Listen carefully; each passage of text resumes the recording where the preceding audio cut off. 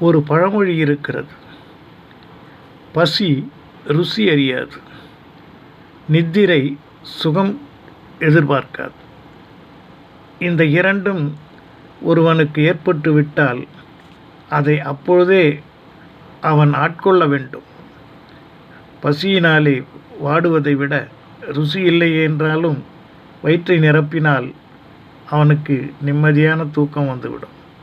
ஆகவேதான் பசி ருசி அறியாது, நித்திரை சுகம் அறியாது என்று நமது முன்னோர்கள் சொல்லிவிட்டு போனார்கள்.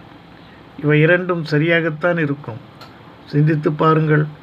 இந்த இரண்டுமே மனிதனுடைய வாழ்க்கையிலே என்றாவது ஒரு நாள் சந்தித்தால் அதன் அருமை தெரியும்.